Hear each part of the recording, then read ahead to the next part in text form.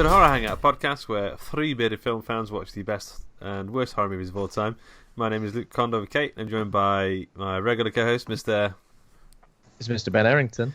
And our semi-regular co-host, Andy Conjure-Turner. Hello, guys. Your beard is getting your beard game's getting stronger every time. Well, come on. Thank you. I have a great big bushy beard by the time we're done. By the end of this podcast, yeah. Incredibly handsome, Andy Conduit-Turner, with the extra face fuzz. Not to say you weren't before, but this is just... Is Andy short for handsome? Andy, sir. I'll have to ask my mum. Very kind of you, though, Ben. I was actually thinking I need a haircut a little bit, but you very, very graciously ignored that. Oh, yeah, I can't really tell via Skype. It's hard to tell, you know? In need a haircut. This stark white room that I'm in here. Yeah, it's like good at recognizing... 2 pixels thick. 2 pixels too thick right now. Yeah. I'm good at recognizing when people have had a haircut, no matter how minimal. If someone comes in and has had a trim comes into the office, I go, "You've had a haircut, haven't you?" It's like my shit superpower. Is it like you don't comment if it's been good or bad. You've had a haircut. Yeah, no, never do that. Just go. Is it the smell? You smell the hairdressers, like whatever that hairdresser's smell is, or you see some loose hair stuck to the forehead. I used to hate going to the. They look upset. I used to hate going to the hairdressers when I had hair because I was always under the impression that they were trying to make me look like a footballer. Like every time I went in there, I'd come out and they'd do my hair in a way that was kind of too footballery for me. And then as you come out, someone passes a football to you and you go, "Oh!" Every time. Land on your back and everyone goes, "That haircut, you thought you were supposed to be a footballer, look at the state of you." The team coach pulls up Alex Ferguson, gets out.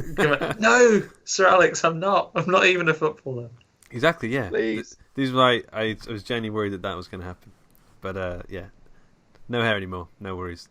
So, what is the news, Ben? You got the news? Yeah, so big news today is that legendary horror actor Sid Haig has passed away. Haig? Am I saying that right? I say Sid Haig. Haig. Sid Haig. Yeah, so he was 80 years old. I kind of was one of the... I'm not hugely familiar with a lot of his stuff. I've never really been into sort of like House of a Thousand Corpses and, you know, obviously where he got one of his most iconic roles, Captain Spaulding. But he's also in The Devil's Rejects, right? And then the recently released Free From Hell. I'm assuming he's in that as well, right? I don't know if he is. I don't know much about Free. I'm not a big Rob Zombie person, but he's... Minor cameo, it seems. Because he was ill, I think, when they were making Free From Hell. Yeah. Well, he's a very iconic-looking character. Obviously, Captain Spaulding, a lot of people love, mainly because of the way he looks. Yeah, so there we go. Rest in peace, Sid Haig. Fruity fucking Tooty. We used to love... Fruity fucking Tooty. We used to love Devil's Rejects growing up because we were massive into Leonard Skinner, and that like final Freebird thing that goes on for 20 minutes was amazing. Okay, I don't remember that. Sorry. Are you into those films, Andy? I haven't seen any of that series of films. They've kind of been on the list that I might watch one day, but I think I just missed the boat on them. And having not seen the first one, I didn't get the drive to go and see the others as they came out. But I guess I know they're very popular. It's kind of a gap in the knowledge, I guess. I've got to say, I saw the last Rob Zombie film I saw was 31, and I had to turn it off after like the first 20 minutes. I just couldn't. There's something about that film I just rubbed me up the wrong way. I found it frustrating, but I'll give it another go. I liked Devil's Rejects, so I'll probably go watch Free From Hell. I've seen his. I think the only Rob Zombie films I've really sat and watched and known I was watching a Rob Zombie film certainly was his runs at Halloween. They were fine. Yeah. I've only seen the first one of those two, and I thought it was okay. Didn't watch Halloween 2. Because, easy to get mixed up with the other Halloween 2 and the soon-to-be-released Halloween 2. Easily confused. Which Halloween 2? Which is your favourite Spider-Man 2? Spider-Man 2. Yeah. I'll go with Spider-Man 2. 3 Spider-Man 2s. Overdoing it on the old Spider-Man 2. What other news have we got? So, Resident Evil 3 turned 20 this week. Another thing to make you feel old. So 20 years ago was the first time that you heard the Nemesis utter "stars." What is everybody's memories of these games? I never played Resident Evil 3. I know because you're a massive. Both of you are like massive Resi gamers. I never you must remember playing this one though. You ever play it or see it? Or I know what it is. I've seen people play it. It's Claire Redfield, right? It's Jill Valentine. Jill Valentine, yeah. one of the three. Actually, Luke. I knew it was one of them women, Claire or Jill or Redfield or Chris or. It was one Barry. of them women. Was it Barry Redfield? Barry Redfield, he was the best one. Yeah. So this was like an iconic one for me. Like the first two Resident Evil games, the first three Resident Evil games for me, sort of are all kind of on a fairly even keel of like how much I love them and how much I go back to them and play them as regularly as possible. Good. But I want to know. Is that what's an even keel? What's a keel? It's one of them things, and it's even, isn't it? It can be even or it can be uneven, and you don't want it to be the latter because that's no good. You want a keel to be even. Yeah. So 20 years of that makes me kind of want to go back and play it again. Would you like a remake of it? Yes, of course. I don't know. I'm asking. Remake. I imagine they would. They are going to do it, right? They've got to do it in that Resident Evil 2 remake style. I think that's been heavily rumored, right? I'm not sure if it's rumored as a, just a bit of premium DLC you get for this one, kind of like. When you get, I guess, Far Cry games mostly, you kind of get something that's same engine that comes out about a year after, but it's pretty much a full game that comes out maybe a 10 or less. I think that's been rumoured, but you'd think if they were going to announce it, today would be the day, right? Oh, yeah, good point, yeah. Yeah, that would be... I think it was maybe a couple of days ago that it was the 20 years, actually, unless they're going to just wait 2 days afterwards, just to really fuck with us. You've dropped the ball there, Capcom. Get on it. Come on, Capcom. That was a Japanese release, though, so maybe they'll wait for the American release. Who knows? Maybe not. That'd be good. I remember I got this like super early. When this came out, I was so excited. I was at when you're in the computer exchange back in the day, and they'd sometimes get like imports of stuff, and it can't have been that long before the UK one came out, but it was in that time of life where there was a proper gap between things coming out in the US and here. I had a PlayStation that could play import, say, one of those local people on the estate chipped it for us. Yeah. Podcast like group listener Danny Taylor, his dad did it for me. But we got it done, and then I bought an imported version of Resident Evil 3, and I remember smashing through it, and it was one of the ones I actually played all the the post game stuff as well, where you can like do kind of things to unlock more stuff. I remember I actually spent a ton of time on that as well. I loved it. One of my favourites. Amazing. Yeah. I had a chip PlayStation, but I don't think I could play imports. Just copies. Just copy, just dirty copies. But yeah, I remember playing this pretty early on and just being like, just the fact that you had to stop and make a decision in the game as well. Like there was a part where you can run inside or fight the nemesis, push the nemesis off the bridge, or do other things. I think that was a good element to the game as well. And it was the first time, really. Well, I suppose they did it a bit in Resident Evil 2 with Mr. X, but where someone was just constantly stalking you throughout like a good portion of the game, and that was genuinely terrifying. He had a rocket launcher as well, so that Mr. X stuff, was that because that's quite heavily present in the remake. Was it as present in the? Not as original? Present, was it? It was kind of like it was.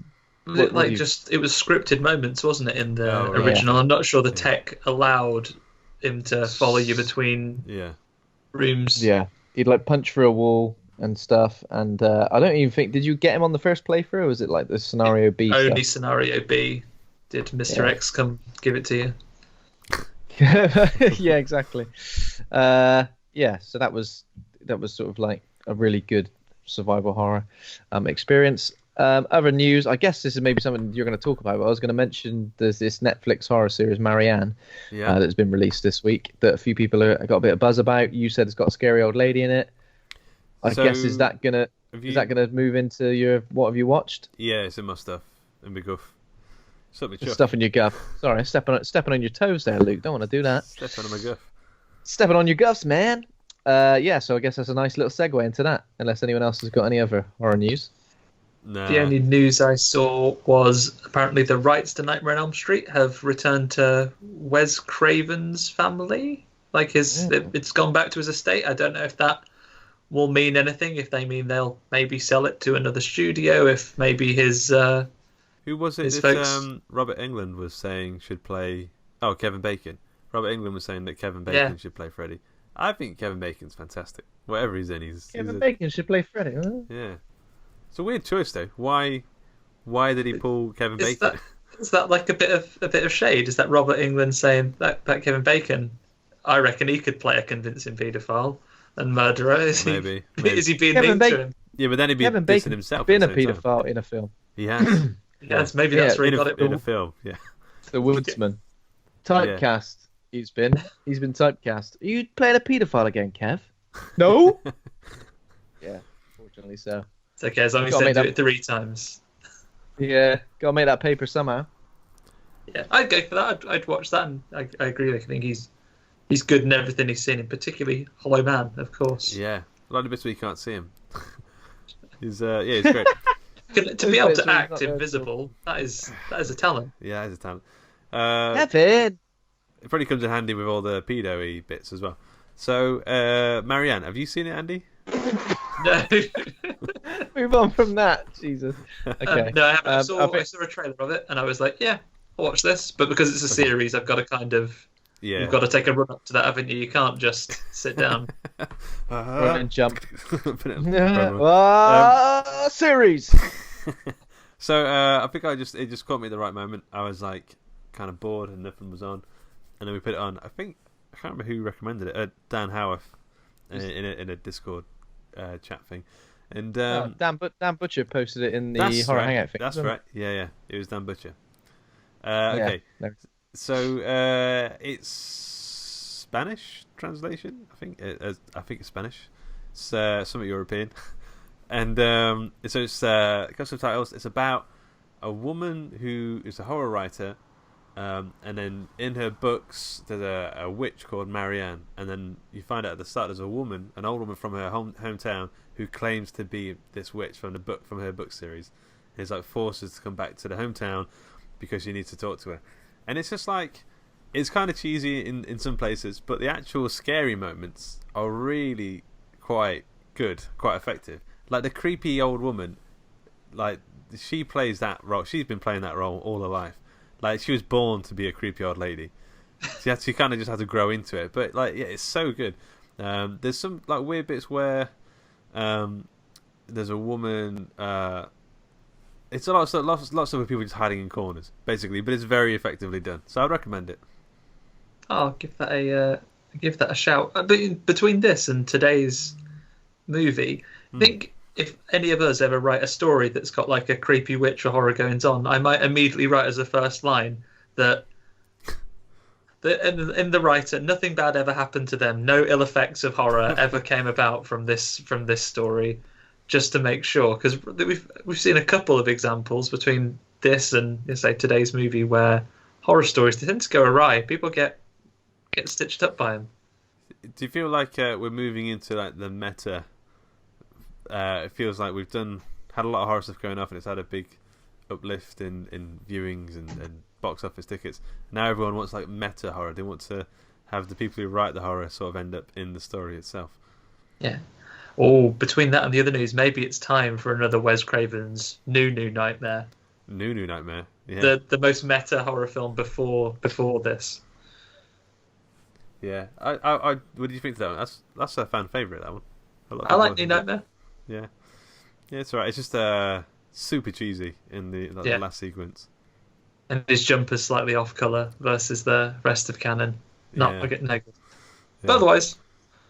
Yeah. Other than that, I've watched Ad Astra at the cinema. It's not horror, but have you guys seen it? Ben, I know you've seen it. Have you seen it, Andy? No, I've not seen it yet. I might do, but it's one of those that I'm not sure. If I don't get round to it, I don't think I'll be too annoyed. So it's pretty good if you like your space epics like Interstellar and that kind of thing. It's not as good as Interstellar and everything, and it's way more bonkers than I think anyone sort of thought it was going to be going in. Like there's some elements of that I was not expecting to see that in this film, and like I liked it with the guy next to me was asleep for like the last hour of the film, so like I think it has that. It's gonna, cause it's like a lot of washing atmospheric sounds and stuff, so it's gonna send some people to sleep. Yeah, there are like a few soothing space noises. They're sort of few and far between. Yeah, definitely some mental stuff happening. Like it's a near future film, so obviously space exploration is a little bit more advanced. There's a base on the moon, a base on Mars, all that stuff. And then there's just a lot of things you didn't expect, like space pirates. That sounds mental, but in this film it kind of fits. Yeah. Yeah. Oh, It's worth a go, like especially if you're kind of bored of the like super realistic space films, like Gravity and First Man and even The Martian to an extent, even though that's obviously is on Mars. But yeah, if you're gonna but you relate, like the Mars stuff in this film is way more sci-fi, I'd say, than the Martian Mars. Yeah, definitely. The Martian Mars is a lot more like rooted in reality, isn't it? Where I guess this stuff is, but they've taken really fucking tooted in reality. Yeah, but they've taken advantage of the near future setting where they've gone. Look, everyone's phone's a little bit smaller. Pretty much do what we want here, mate. We could do what we want with this. The Space phones, pirates, yeah. Killer baboon, yeah. Get one of them in there. Yeah. So I quite liked it. Anything else? What else? Snowpiercer I watched again because it's on Netflix now. Oh, nice, yeah. I really like that film. I think it's just like I know some people don't get along with sort of how allegorical it is, but I think I like that aspect, that it's so, it feels like it would make for a great, what they call, the what they call, it's not a tableau, but the big thing where it's like in medieval paintings they have a story that starts on the left of the wall and goes all the way to the right. Yeah. Like a Bayer tapestry. That's the one, yeah. So the tapestry, you can tell the story perfectly in the tapestry, and it would kind of fit in really well. It's just a great film. And Chris. So you thought you're like, this film's good, but I'd like to see it on the tapestry. I'd see the tapestry adaptation. Did they? 2 stars. 2 stars, not a tapestry. Those things that you sometimes post on the Facebook, Ben, where it's like the script to screen. It shows the scene playing out. If you're one of those where it's just a tapestry underneath. Yeah. Do you think they made the tapestry first with the intent of making it a movie, like Mark Miller? Was they went in with the thinking that way? The word tapestry is lost all meaning now. Tapestry. Imagine when he was putting that instead of. Now I know normally I'm hiring for for inkers, colorists, and things like that. This time I need weavers, the best in the business. Finally, my calling has been. Finally, someone out there needs a massive, great big tapestry for the wall. I think we're ready for a tapestry resurgence in the world. I feel like they're making a comeback. Yeah, my dad used to do little tapestries, little like animals and stuff, and like random little things. He's tapas restaurant, is it? No, it was just like a little. Well, not like a massive tapestry on the wall, but just like little. He used to call them tapestries, but they were small, so I reckon he was just having me on. I've done an old tapestry, and I've gone, that's fucking tiny. You really set your dad up now. You'll be telling Mark Miller, oh, you want to call my dad, Mark? He'll do you a tapestry of Snowpiercer. I'm sorry, I have a tapestry. He'll probably work slowly. He'll bang it out overnight. If you give him at least 9 years, I reckon he'd be able to do it. He'd get it done. Yeah. What about you guys? What do you see? I've been on a couple of looking for bad shark movies on Netflix nights, and we've had just like quiet nights in. We've watched one called Bait, which is in a supermarket and has son of Australian Prime Minister Julian McMahon in it, old Doctor Doom himself, and some other people that run Home and Away. It's not good, but it's not bad. It's all right. And then I saw another one called Surrounded, which is bad. It's about some YouTube stars who crash in a plane when they're going to go and have a look at this island, and then we all survive the plane crash in the sea, but then all die. The main problem I had with it is the actress that plays the main shark character in a film where you're largely in open water can't really swim. She's an awful swimmer. They're just like, it looks like she's karate chopping the water really awkwardly. She's like, as she tries to swim.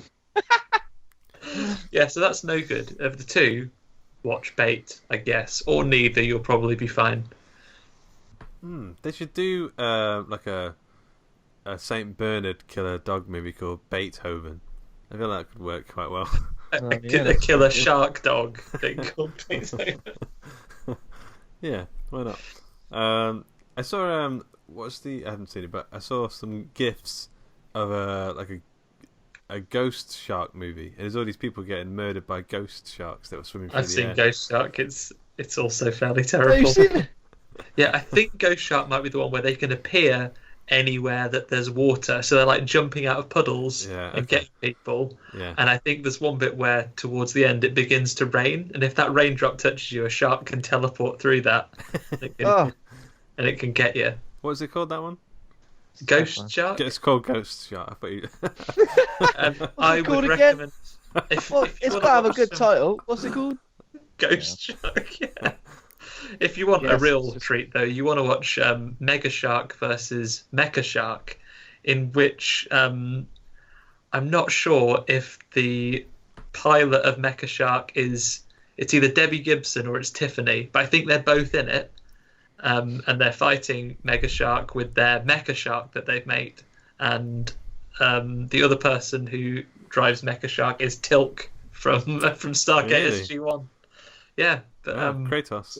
It's a Clash of the Titans. Kratos, yeah. Wow.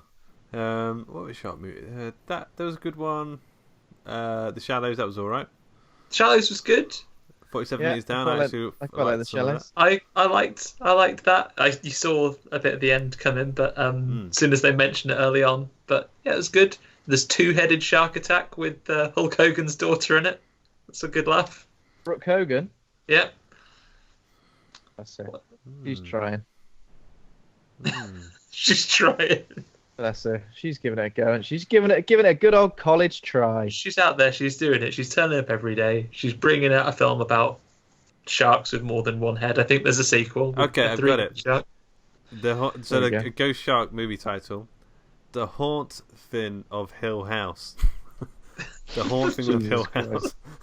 How long were you thinking about that for? It's been quiet for the last minute. My God. It's quite a difficult one, actually. It's about a ghost shark. We could have been saying the best podcast can't even fucking say it. Well, best right podcast content, and you would have ignored it. You would have ignored it and gone, the Haunt Fin of Hill House. The Haunt Fin.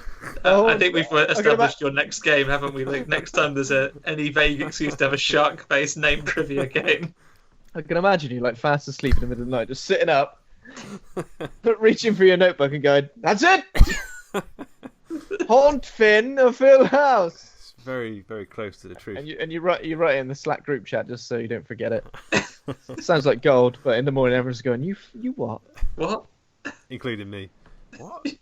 You? Huh? Okay, so what about you, Ben? Have you been watching? So I watched Ad Astra, obviously, which you discussed. Apart from that, I've had a little bit of a 80s fantasy resurgence. I've kind of made a list of things I want to rewatch, and I've gone in with two of my classic favourites. I've gone in with Labyrinth. Not going to really say much about it other than hell yeah. The girl with the power. What power? Yeah, it's just it's just everything about it. I watched the 2 hours of the making of afterwards just to. I've been having a real puppet overdose lately with Labyrinth and Dark Crystal. Is Labyrinth done by Jim Henson, or is that? Yes. I think He directs it, and all his puppets are there as well. His best mates, his little puppets. Sometimes like 10 people doing one puppet. Our work. Okay. Yeah, that sounds like the title of someone else. Also watched Ridley Scott's Legend, which I don't know. Have you guys seen that? I used to watch it as a kid. Genuinely terrifying. Used to genuinely terrify me as a kid. It's Tim Curry, PG. Tim Curry is the Satan. Darkness. Man. Yeah. So it's like really a really terrifying film. Like it's got such a weird, ethereal, like otherworldly vibe to it. Yeah. And everything that's in it, like everyone's voices are like sort of and weird. I like it. In my memory, it's quite whistly. Like a lot of wind very whistling past the microphone. There's a lot of whistle, a lot of wind. It's Tom Cruise before he had his teeth done. That's the one thing I mainly remember from that. The unicorns are like make whale noises. It's like I describe it as it's the darkest of dark fairy tales. Whereas there's some visuals in it. Like I watched a little bit of it with my daughter, but she lasted like 20 minutes before she was just like, "Get this off." It's literally terrifying me. There are two versions of the soundtrack as well. One which is Jerry Goldstein, Goldsmith, one of them, and the other one's Tangerine Dream. The Tangerine Dream version is much better. Okay. When you've got like the Jerry version, it's very orchestral and kind of classic film score. But the Tangerine Dream version is like a weird, terrifying synthy nightmare. And yeah, Tim Curry is like unrecognizable in this role. Like at least when he's Pennywise, you can kind of go, yeah, that's Tim Curry now. I can recognize him. Unrecognizable in this. Yeah, there we go. I've not seen that for years, but I just remember. Does he kill the unicorns? Does he like cuts? Well, one in the unicorn does die in the start. Spoilers. Yeah. But yeah, it's definitely worth watching. If you're into like all 80s fantasy, it's something a bit different. It's not like sort of. I mean, it is kind of cheesy in places, but it's just a really strange, mythical. Like it's just hard. It's hard to explain until you've seen it. Where does Willow rank in your? Because we used to watch that one all the time. Willow is either right. So next on the list is either Willow or maybe Masters of the Universe or maybe. Maybe Neverending Story. We're going to do a lot of the classic ones before we go to some other ones. We might do Lady Hawk as well. Which one? Oh, Hawk the Slayer. Is that the Which one's Hawk the Slayer? Is that the Rutger Hauer one? I'm not sure. Lady Hawk is with Michelle Pfeiffer, isn't it? Oh, okay. Yeah. Yeah, so I might do that. Watching some films I haven't seen in years. That's it. Cool. That's it. Nice. Cool. Okay. Well, I guess we'll crack on with scary stories to tell in the dark. I've got to say, I think this is the longest time since for me, because I know you've done it a couple times, Ben. I think it was 3 weeks ago, 3.5 weeks ago, 4 weeks ago I saw this. So I've had to refresh my memory by reading the Wikipedia bits. I mean, I may be a bit light on some of the details, but I don't know. See how we go. That's right. I think between us, between the three of us, we can probably we can piece it together. I'm sure. Yeah. Cool. Okay, Ben, have you got any details on it?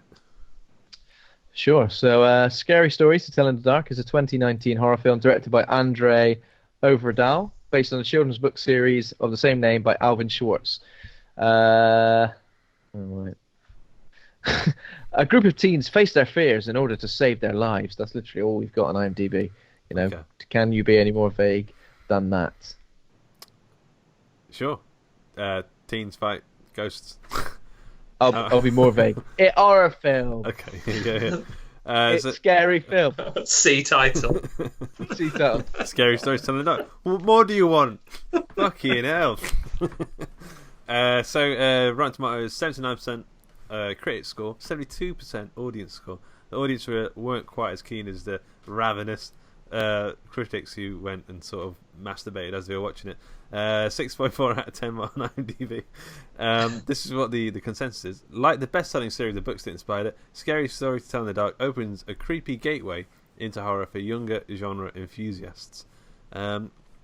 So this is a big book in America, 400 pages or so. I don't know.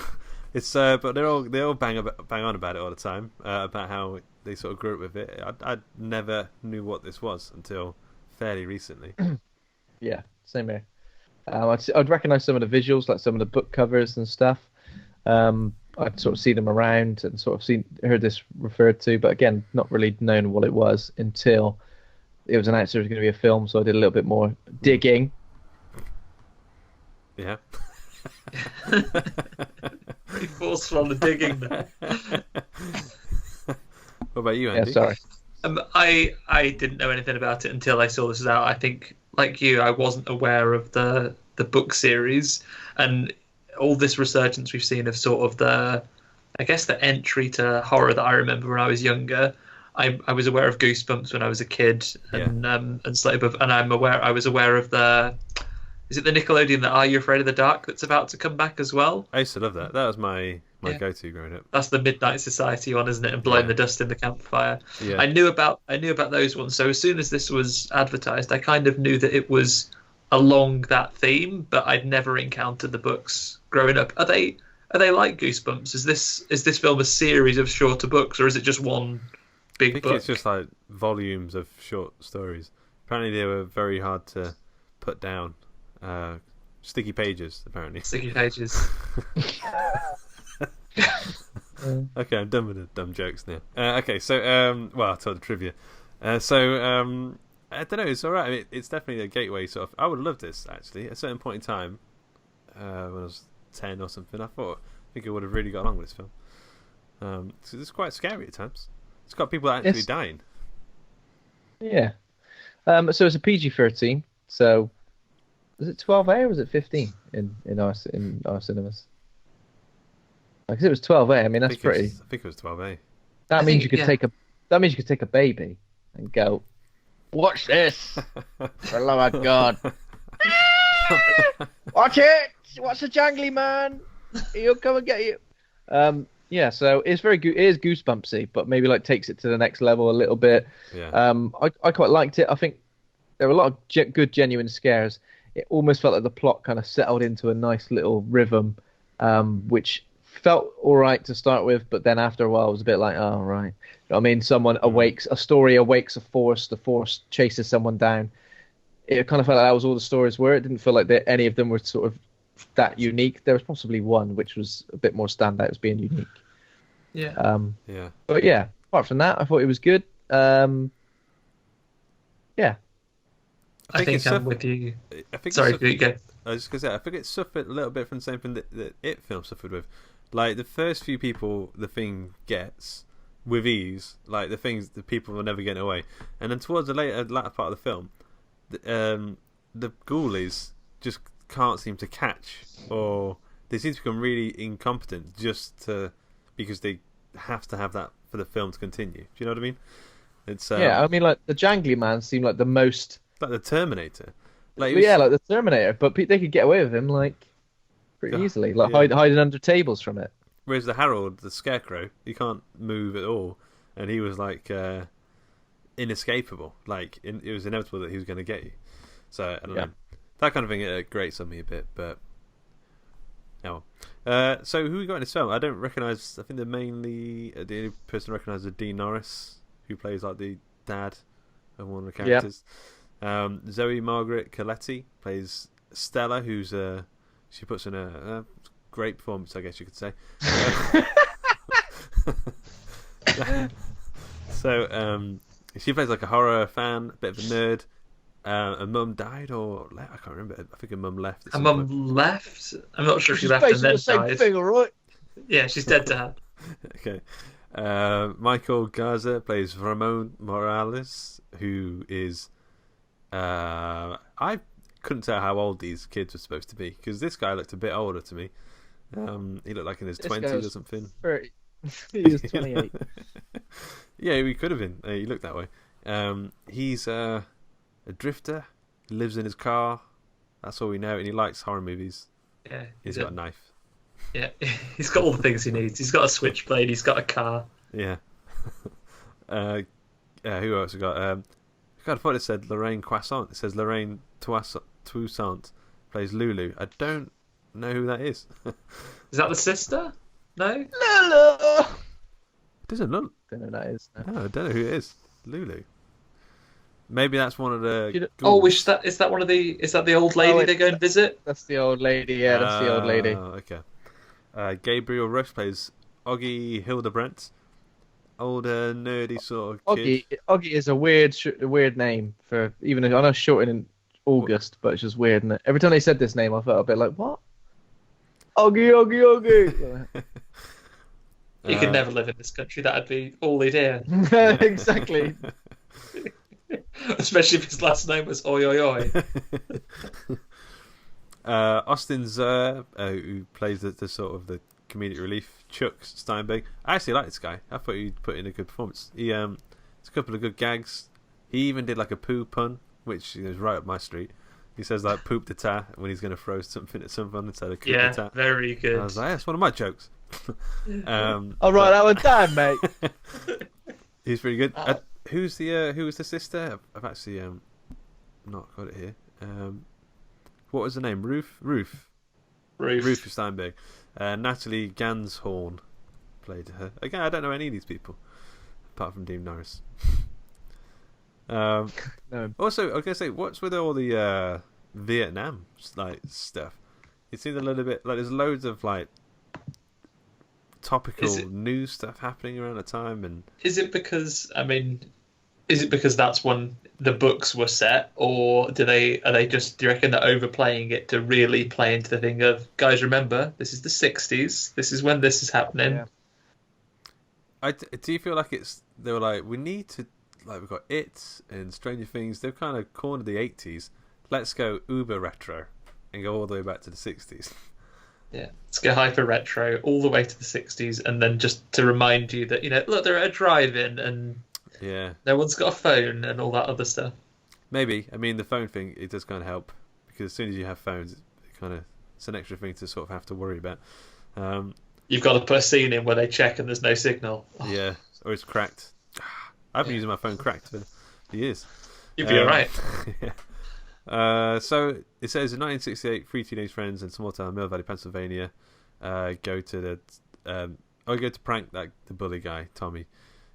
So that's literally how it starts, right? So Chuck is like, yes. I need to get this guy back or something. Yeah, because he usually steals their Halloween sweets, I guess, because it's Halloween.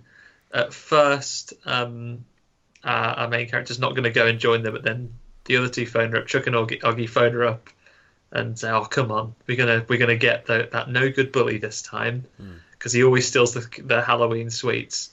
But then to trick them this time, they go out and they've got, what has he got in there? I know he's got his coup d'etat, which is his bag of shit that he's going to throw through the window of the car. Bag of shit. What's in the what have they got in the fake Halloween candy bags? Is it like just razor? They said it smells like old man piss. So is it just like soiled? Underhosen. Do you guys remember? Am I misremembering the start of the film? Where does he get like pissed pants from to put in there? Does he pisses himself? That's what you got to do. I think he uses his own poo, doesn't he? Because there's a scene where he's fishing out. Yeah, he's fishing out of the toilet, and his mum sees him, and he goes, like, "Use the fucking tongs." It's all right. Use the tongs. Don't use your hands. If you're gonna have to get poo out the toilet. I don't know. Yeah, but he gets a bag full of soiled rags, and then throws some poo in their car, and then they crash. Yeah, and then they crash. Yeah. So, and his sister is in the car with Bully as well. On a date with him. Yeah. Yeah. On a date with him, and he's brought his two mates along. Come on, mate. Yeah. Come on. Bag of shit. And a bag of shit. Before you got covered in shit and crashed your car, you're already looking to be on your own forever. Come on. I mean, yeah, he's a bit. I don't want to say weedy, but he's a bit weaselly for like a high school jock. I mean, no offense to the actor, I'm sure this is nothing to do with you. It's the way the character was portrayed, but. Yeah, you're a bit weaselly, small, and not attractive enough to be the popular kid that bullies everyone else. Yeah, come on, man. I hope he's not listening to this. But the actor was fine. Maybe he was playing they greased his hair on set. His normal hair's probably lovely. Yeah. I mean, he was far too weedy, but he had a baseball bat and he wasn't afraid to use it. He had a baseball bat and like a Letterman jacket, didn't he, as well? Yeah. Like all them bullies. So he gets out of the car and he chases our heroes into a drive-in cinema where they're playing Night of the Living Dead. It's always Night of the Living Dead. That seems to be the go-to. I guess in the 60s, what else could you put on? But what's free now? Is that they can get it? That's probably it because it's royalty-free. Yeah, I always forget about that. Yeah. So the drifter guy, Ramon, is watching Night of the Living Dead. He's a big horror fan. And they get in his car randomly, and they hide. To hide from the bullies, don't they? And he's a little bit miffed, but he's okay with it. I'd be more miffed. If people get into your car, yeah. And bearing in mind, we learn shortly after that this is a kid who carries a knife. Yeah. Get out of my car! I'm gonna slice you. Yeah.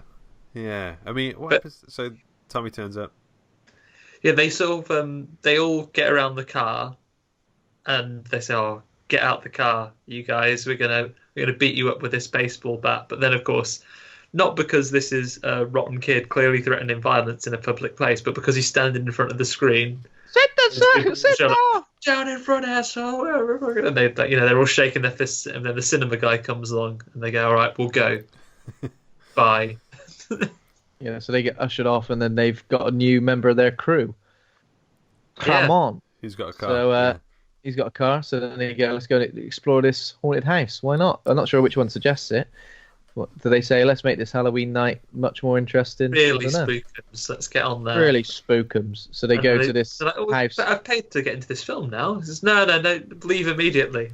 I know what the ending is. Yeah, so Stella's a bit of a horror buff as well, isn't she? So didn't she say something like about the film? Like she's a writer as well, isn't she? You see that she writes horror stories at some point. Yeah. She has like famous monster magazines, and she's well into it. But they take her to a house of like the wealthy Bellows family. The Bellows family. That's it. So yeah, there's all these sort of like rumors and urban legends and all this stuff about what happened to this girl who lived there. Apparently, she was potentially locked in the basement or something. Locked in the basement, yeah. Was she disfigured in some way? Disfigured in some way, maybe a bit mentally ill. I'm not sure. Did you say albino? Just throw all that stuff at her, innit? Just she's got enough to deal with, innit? Yeah. Get in the bloody basement. So basically, they find a secret room where she was allegedly kept, and inside there's a book, a creepy book. Where is that? Is it in like a chest? It's like a little bookshelf at the back. I'm not sure if the bookshelf is hidden, but it's back there. It's already in a hidden room. Yeah. Which Ramon breaks into with the classic breaking in technique, the same as he breaks into the door. Got a flat piece of metal, and a switchblade. You can crack any lock in the 60s with that. Oh yeah, 100%. Into Fort Knox. But then Tommy turns up, locks them all inside the room, along with Ruth, the girl he was on a date with. Yeah, because she was like, "Don't be a prick, mate. Let's not murder my brother now." I don't give a shit. Pushes her in and then leaves them to it, and then in the background, then our main character, remind me of her name again. It's gone. Stella says she's told the story to the group already that they used to say a rhyme, and she says like, if you say this rhyme, then it's the last story you'll ever hear, because then you'll die. And then when she's on her own in a quiet moment, having already been locked in the basement, she goes, "Let's say that rhyme." Then she does. To be fair, right, I ain't got nothing else on. I'm a bit bored. Let's say a little rhyme for me. I've been locked in this room for upwards of 30 seconds. I'm going to say this rhyme immediately. Can you imagine if she's lived in the 80s where there were Candymans and stuff all about? She wouldn't last 10 minutes. Necronomicons and Beetlejuices. You'd be reading everything. Don't say anything. Man, she'd be awful in Ghostbusters. Don't even think about what your maker could be. Don't even think about anything. She'd just think of the worst thing. Yeah. But she says the poem, and then there's an ominous wind, and the door is Ramon! And the door is blasted open, and they've been released scot-free, or so they think. Sorry. Yeah. So they get out. And Stella takes Ramon home. And Ramon she taxes the book as well. Yeah, Ramon's like, "Oh, tonight we're going into Stella," and then he sleeps on the sofa. Nothing happens. He's very impressed by her comic collection. Is it Creepshow that she's got, or is it Tales from the Crypt? One of those. She's got some quality horror comics. And then her dad has her dad NYPD Blue. Yeah, her dad's like. This kind of thing bothers me in films. You know when somebody he is quite blue, actually. He looks very sad. He is. When someone sneaks someone into a house and they go, "Shush, be quiet. My dad's in here. He'll kill me if he knows you're in here." And they go, "Yeah, that's fine." But as soon as they get in the bedroom, they go, "Right then, here we are." Kicks over the lamp. Jumped up and down on the bed. Also, I know it was the 60s and everything, but Dad, from everything we've seen of him, seems like a nice guy. And Ramon's, the reason he stays over is that his car's been trashed by those rotten bullies, haven't they? Yeah. They've scratched racism on his car, and of course, yeah. They've scratched racism all over his car and wrecked the joint. So you'd think that you could probably just nip to Dad and say, "Soz, Dad, got to be a pain, but this guy just saved me from some rotten bullies who were going to kill me with a baseball bat. Do phone the police about that in the morning. But in the interim, can this man whose car's been vandalised stay on our sofa? You, my dad, being aware of that, can probably approve it." He'd probably go, "Sounds reasonable, thanks." I like how Andy goes into these situations with like contract speak. Like... Hey, that seems fine. Yeah, whereas... I don't think any reasonable dad, even one from the 60s, He's going again. could really dispute that. But what's the other option? Is that he just literally walks in on him, like has no idea he's there, goes into the back room and he's asleep on the sofa and just goes, "Yeah, what the fuck are you?" And he's got a knife. Yeah, and he's got a knife. Yeah, He beat him up like that. Beat him up like that poor kid from Sleepaway Camp again, but he's on the sofa. Oh, yeah. I've got to stop him. Okay, so the next morning, Ramon can't leave the town because his car is wrecked, and it's going to take them weeks to sort out. Or something. Racist, yeah. And also, the detective, like the local detective, is like there is some. Oh yeah, oh no, because Tommy needs to go missing yet, but he says Tommy's gone missing. We'll talk about it in a sec. So you can't leave town yet. I think that's the sort of general gist. So your car's been wrecked by racism, has it? Who did that? That racist kid that lives on the farm? All right, I won't investigate that, but I thought I told you best be moving on, but now don't be moving on because of this. Yeah, so, the bully who's publicly wrecked your car, knife carrier, has gone missing. Yeah, so before that, we saw what happened to Tommy, didn't we? Yes. I think Stella's reading the book and it begins to appear. Yeah. Harold. Yeah. Harold. Hello, Harold. 25. Harold's about 25, 60, yes. So she starts reading the book, and it's Harold. He's a Yorkshireman. So basically, a Yorkshire Scarecrow. He's a Yorkshire Scarecrow. Been bloody scaring crows all day, you bastard. And this dickhead Tommy comes and wails on him with a baseball bat. Yeah, what is Tommy's problem with the bloody Scarecrow? I think he does. Come on, you bloody. Come on. I know it's it a was Scarecrow. The 60s. It's just like a Scarecrow hanging there. No, it was the 60s, and there's no PlayStation and stuff. Yeah. But your mates really stand there and watch you bash a Scarecrow with a baseball bat. I mean, at least leave him alone. He's had enough. I mean, if you put tinnies on a fence and threw apples at them, that existed in the 60s, and that's more fun than your mate beating up a Scarecrow. I've got to say the character design of Harold and all the other monsters is really, really kind of well done. Like, yeah, I guess that's great.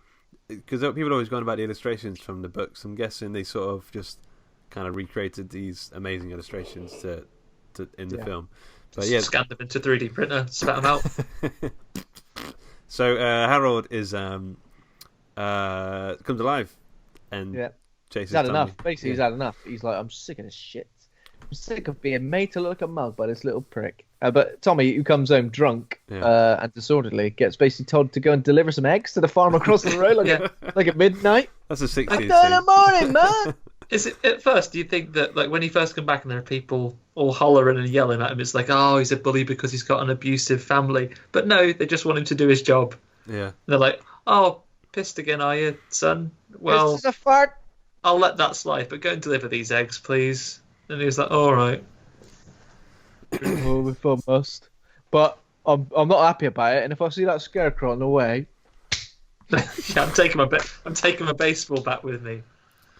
And he does. He basically gives the Scarecrow a bit of jip again. Like, why ain't you got to do any chores around here? Why ain't you got to take the eggs to the farm?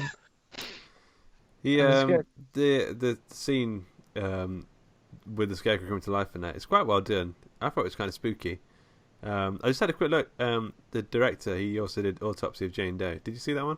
Yeah, it was good. I liked it. That had some proper spooky moments to it. He's also did high spookums. He did Troll Hunter, which I absolutely loved. Did you see Troll Hunter? Yeah, I've not seen that. It was good. Andy, you love it. It's I've been told it's great, but I just haven't got around to it. And he's doing the Long Walk, the Stephen King, Richard Batman book. Nice. That's coming out soon. That's cool. But yeah, the scene where Harold comes to life is great. I wasn't expecting it to be quite as... It's not gory, but it still feels kind of brutal, like the way he stabs Tommy in the chest with a pitchfork. Yeah, he gives him he forks him right up, doesn't he? And then his guts all filled with straw. Yeah, he's like pulling it out of his mouth and his eyes and stuff. It looks horrible. Yeah, so he basically turns into Harold, doesn't he? Here's what it's like to feel full of straw. It ain't nice. It's horrible. You're always hungry. Don't fill you up. Don't fill you up. Straw belly. Yeah. So yeah, he stabs him with a pitchfork, and then that's kind of it, isn't it? He's kind of killed or transforms, essentially. I guess he's gone, isn't he? And then you just see Harold the Scarecrow, the same appearance, is then in the field wearing his bully's jacket. Are his parents thinking, our kids put his clothes on the Scarecrow and he's ran off naked? Like, or he's wearing Harold's clothes. Where are the fucking eggs? Did they get delivered? Maybe that's what Harold has gone off to do. He said, I'll be grateful. I'll deliver the eggs. I'll deliver the eggs like no one's business. Do my job. You think it's so easy standing in this field all day scaring them crows? Tommy's business. The farmer across the way is absolutely gasping for an omelette. He's like, absolutely. Come on, where's my breakfast? He's done his toast. Breakfast? He's got like loads of little soldiers lined up. They're all put up. They're going cold. Empty egg cups. Yeah. Oh, they're all ready to go. Where's the eggs? Tommy hasn't delivered them yet. Oh, little prick. And what is it? It's the 60s. You can't tweet about that to complain. You just got to wait for him to come. Come on, Tommy. Do your job, Tommy. So after that... He's gone.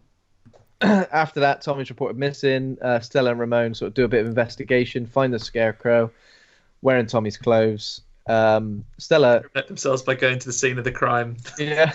Let's get straight to the scene of the crime. How are we going to get there? There's police there. Go around back. Yeah. They'll all be there in the front. We go around back.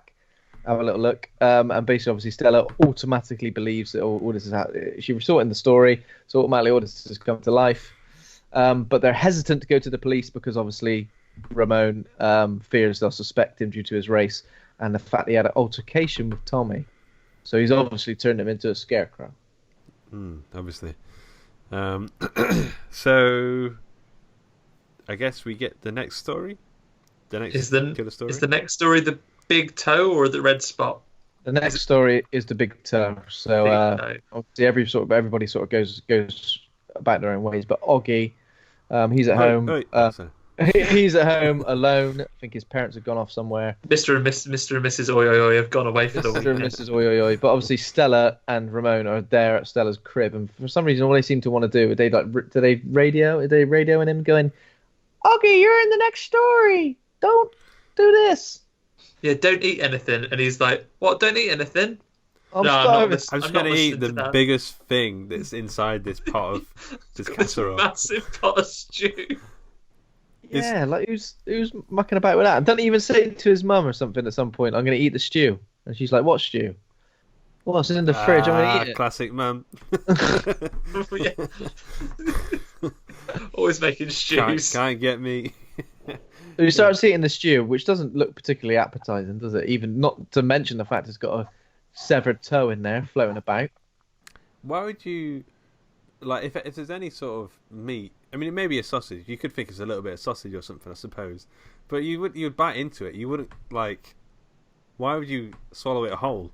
Does he swallow it whole? Yeah, he guzzles it right down. But also, did he spend the time to warm that through? I don't think so. It wasn't piping hot. Yeah, that's not going to be a nice stew. Who wants a cold stew? He's like, oh, lovely stew. Delicious. Stew popsicle. Yeah, and obviously what pretty much instantaneously happens is that there's a weird, tall, gangly zombie with a missing toe. I feel like I've heard this story before myself, the missing toe stuff. You know what I mean? In some capacity. Maybe not the capacity of this, but I've definitely heard something about a missing toe. Weird story. If you got my toe or something like that. Yeah, the zombie comes along, the corpse, this woman, and she's asking, who's had my toe? Oggy again.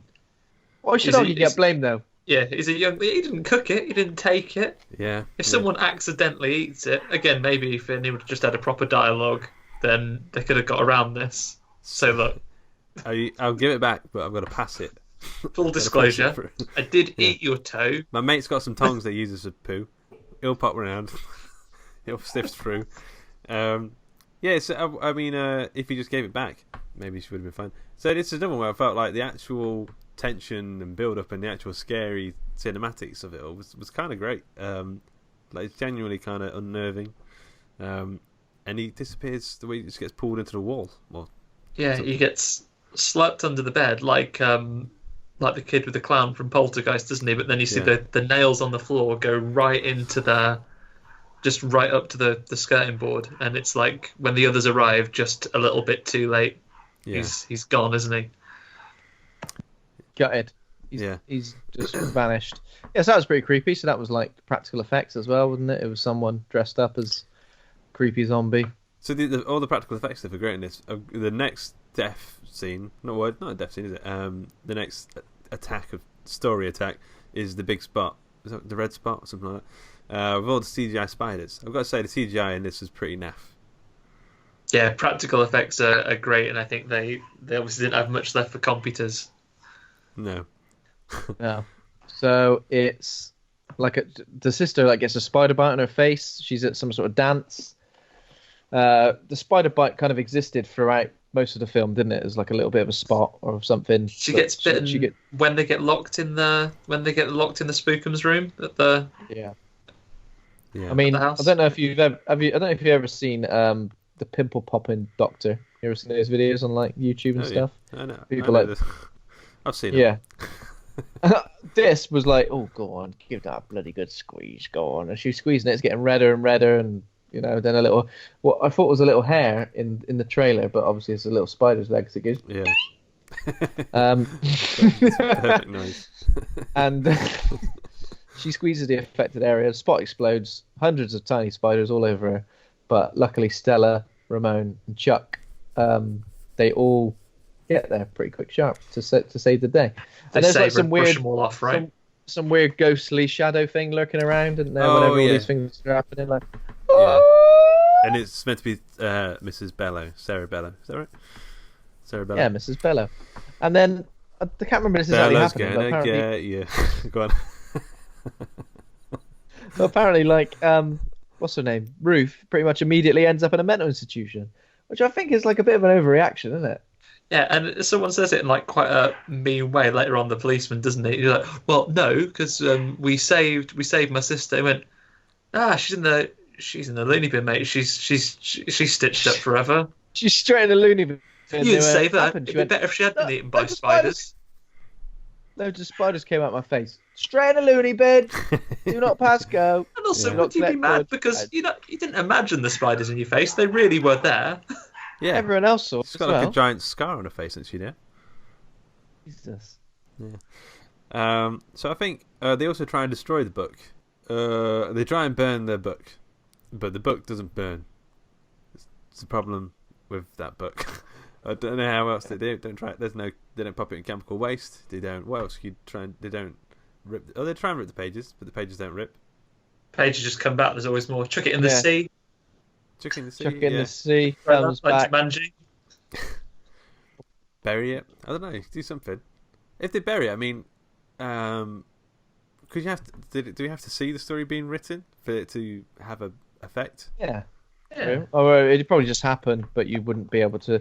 Almost seeing the story is a good way of like being able to try and save someone, I guess. Yeah. If you don't know, it could attack you whenever, in whatever form. But as you see the story giving it power to make it, that's the thing. But you never know. It's chicken and the egg situation. If a tree falls in the woods, don't know what the eggs are. We're still waiting for them to get delivered. Yeah, how can you deliver? Okay, Farmer's dead now. They go to the mental institutions. That's the next bit, right? They go to the they go to a local hospital where they do some sort of research about what happened to the Bellows girl, and they find that her brother was performing electroshock therapy on her as part of like some weird cover up. Like I think their family's mill had been like poisoning town's water, several children have been killed, and they thought, right, let's just blame it on the albino Let's scapegoat. blame it on an albino scapegoat that lives in the basement. Lives in the basement. It was her. She'd been killing all the kids, but they've all been specifically poisoned with mercury from the town's water supply. She did it. Come on. Did it from the basement.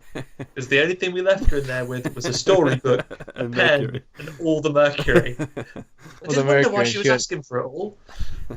Give it a mercury. So yeah, at the hospital here is when we get to see Chuck's undoing. He's pursued by the pale lady. So how would you describe her? Like a evil Teletubby. Like evil Teletubby with made of long marshmallow. grease. It's Mr. Blobby. Like hair. this is where Mr. Blobby's gone. He's been gone a long time, and he's grown some hair. His rubber has perished. He's lost his chilled. He's chilled. To be fair, he's chilled right out because he used to be like blah, blah, blah, blah, blah. Now he's just like yeah. Yeah, this is pretty creepy, I guess. He's sort of in the middle of like 4 different corridors, and he tries to go around each one, and it's slowly getting closer and closer. He doesn't seem to learn very quickly that that's what's happening, though. He keeps like doing it. He goes, "Well, maybe the next one. Oh God, no. Maybe the next one then. Oh no, this one." Yeah, you'd think this one would have tried to like slide between one of the legs or something and go round. Yeah, because it's quite slow. Because it kind of just wants to goes in for a slow hug. So he could have like I don't know, gone around. He could have gone like this. He could have gone. See ya! Yeah. Lured him into a corner and then just got round. Yeah, maybe they didn't have TIG in the 60s, so he didn't have that training. Yeah. Yeah. Basically so hugs him and sort of absorbs him into the body. Yeah. And then vanishes. Yeah. So Stella and Ramon then find his signature pen, which is a nudie lady pen. Yeah. Which he carries around with him everywhere, because that's basically porn. Like, he must be dead. There's no way he would have left this. Oh, he left this pen on the floor. He's got to be dead. Jesus. If I ever find someone's pen, I know. That's it. It's call off the search. Then they both get arrested, or is it both of them get arrested? They weren't supposed to be in the hospital. I think they get a bit done for being at the hospital, but Ramon, it comes out when the sheriff comes. He goes, "I know about you," with his fake name. Like instead of like Ramon Smith, his name is Ramon Jones, and it's like Ramon Jones, draft dodger, and he's like, "Oh no!" Oh, bloody hell! Been stitched right up here. Yeah, and but Stella could go home. She just because the sheriff goes, "Just phone your dad, he can take you home." And she phones her dad and says, "Nah, don't come and pick me up. I'm staying here." And he's like, "Oh, all right, yeah. Okay, then I guess if you won't phone your dad, you have to stay in prison." So they're locked up in the prison cell.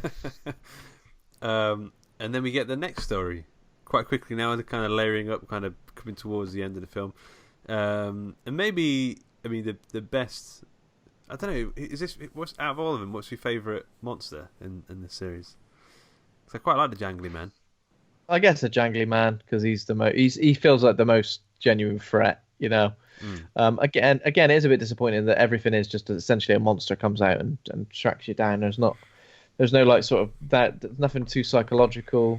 Or I expected maybe a story where something was happening to the actual person. I don't know, a hand growing out of their ass. I don't know, something like a body horror or something. The fact that it was always like just the spiders really. It wasn't just the spiders. Yeah, that was the only one. Exactly. It was otherwise all just ghouly monsters off to get you. But you're right, the Jangly Man is quite terrifying. Mitai Doti Walker. Yeah, Mitai Doti Walker is the name of the story. So he's the monster from a campfire story that Ramon had heard. So the Jangly Man, does he kill the policeman? And he's able to snaps his neck. Yeah, he's able to like reconstruct itself from several body parts and pull itself apart and stuff. So tries to kill Ramon. Ramon and Stella escape, and they kind of run back to the Bellows house, where some weird stuff starts to happen. Where Stella pretty much immediately sort of steps back into some sort of like time warp. Yeah. It's a bit like Jangly Haunting of Hill House, isn't it? Where she goes back into the past. The house is very similar as well. The Haunt Fin of Hill House. Did you say the Haunting or Haunt Fin? No, you didn't say the Haunt Fin, mate. We know you have to have £1.50 for every time someone mentions it. So yeah, and then in modern day, where the house is still derelict, Ramon is being stalked by the jangly man who's kind of like going around. He's sort of kind of like hiding under tables and going. So apparently this was a physical performance. It wasn't entirely CGI. Well, the guy whose body splits into several pieces was completely physical. Well, apparently he was doing like a lot of weird. There was obviously like some sort of contortionist dude. Yeah. Who was doing some contortion. Yeah, it's good then. I think. I mean, you could tell. I mean, the face. There was some CGI stuff going on, or some embellishments. Yeah, stuff like that. Yeah. So Jangly Man chases them all across town. It's like he goes full on Terminator. He runs after the car. He jumps on it. Yeah, he gets pinned to a truck at some point, doesn't he? Smashes it into a bus. Yeah. Terminator.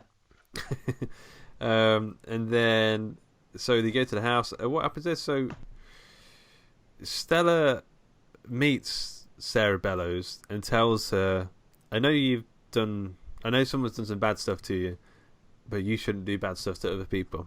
I'm pretty sure that's what happens. And then Sarah goes, says, what? Never thought about it like that. Yeah. So, all right. I thought I just got to fuck everybody up for even trying. Okay. Yeah, she does that. She basically says, like, just because people have been a dickhead to you doesn't mean you have to become a dickhead. And it's like, oh, I have, haven't I? I've taken it too far. Oh, you're right. I've been a rat, Knowles. And it's getting close because the jangly man has almost caught Ramon under the table, and Sarah Bellows is like, "You, Stella, I got a story for you, mate, and this is going to be a right old corker." But she goes, "Well, I tell you what, I've made you feel a bit guilty for it, and now I promise if you don't kill us, I'll tell everyone the truth about you, and I'll say you were sound." And it was your shared family that poisoned that poisoned the kids. And it was like, it's a good deal. I'll disappear now. Yeah. And she does. That makes sense. Yeah. And then Sarah tells Stella to write the truth in the book, in blood as well, I think. Yeah, she does. Before she and the jangly man vanish, and then Stella comes back to present day, reconciles with Ramon, and basically says, "I just had to write a story in blood to save your life." And he says, "What? I've got to go to war now." Yeah, because I've dodged the draft, so I've got to go to war. Also, can you imagine? I mean, I write on Word, and when you've got a deadline, you've got that word count to get up. Yeah. I make mistakes, so you got to go back. Let alone writing on paper in blood. That story's going to be a right mess. Yeah, that's a commitment, isn't it? It's a right pain. Oh, you've used the wrong form of there. Stella, you're going to have to start again. How do you erase it? You have to start from page 1, right? You have to start from word 1. Yeah. Yeah. So there's also like so it ends with her getting a bus, and there's some like voiceover added that I kind of detested. Like it was her saying, "I don't know what happened to Chuck and Oggy, so I'm going to try and get them back." Like it kind of feels like maybe that wasn't in the original film, but they the test audiences were like, what they want to know what happened to Oggy and Chuck, so they added it in afterwards. I don't know. It feels kind of they're on. Yeah, like Ramon goes off to war, and she promises to write to him every day. In blood. Yeah, come on, because you're not gonna have to for the letter to get all the way to Vietnam and back. So I'm only writing blood now. You'd be having to stack those letters. You'd be like, "Dear Ramon, obviously since my letter yesterday, it'll still be several weeks before that one arrives. Yeah. But since then, I've done the following. Obviously, you've not had a chance to respond to what I was going to say yet, so this is going to be increasingly complex to keep track of." Also, what are you going to talk about? He gets to the point where you're just sending a picture of a smiley face. Dear Ramon, smiley face, cheers. Dear Ramon, tits. Dear Ramon, just had a lovely slice of Battenberg. Yeah. How are you doing? Don't tell me, because I'm sure it's horrible, because you're yeah, but then she gathers up, and the sister is no longer insane, and she's with her. She's got a plaster on her face. Yeah. And they are going to get Chuck and Oggy back using the book somehow, which doesn't know how. Yeah. She's got a Nelly plaster on her face. Dean Norris is now still NYPD, but not so NYPD blue. He seems alive. He's smiling his head off at the end. NYPD comes to terms with the fact my wife has left and my daughter's okay. Yeah. So I've got some trivia for you. If you guys are up for some trivia. Always. Sort of trivia. Definitely, man. It's a game. It's a little game. I like to call the name game. So we know the naming format of the film. Scary story to tell in the dark. I give you some phrases or words, and you tell me what the film that I'm describing is called based on that naming convention. Right. Okay, number 1: Boris Johnson, David Cameron, Maggie Thatcher. Scary Tories to tell in the dark. Well done. Well done. I would say hairy Tories for some reason. He didn't say IDS, to be fair. Yeah. Number 2: Halloween 1, Halloween 2, Halloween.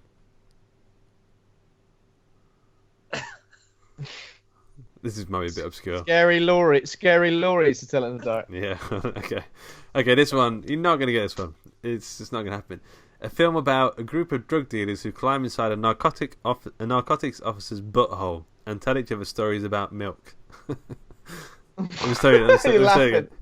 A film about a group of drug dealers who climb inside a narcotic officer's butthole and tell each other stories about milk. Dairy stories to tell in the narc. Yeah. Oh my god! Oh my god! Oh my god! Basically, Andy just wins trivia forever based on that. There ain't no coming back from that. Okay, see if you can get this one then, Andy. I bow to you. Smarty pants. So after Quint gets swallowed by the Jaws shark in the film Jaws, he finds a little book inside the shark. It's a book of Brothers Grimm tales. Fairy stories to tell in the shark. Well done, Andy. You are good at this. Yeah. Okay. See, Andy's found his calling now. you are not. No way. Names. No way you're gonna get this one. Okay. A drug dealer heads down to sell his wares near by the swinging roundabout, and he's got loads of stock.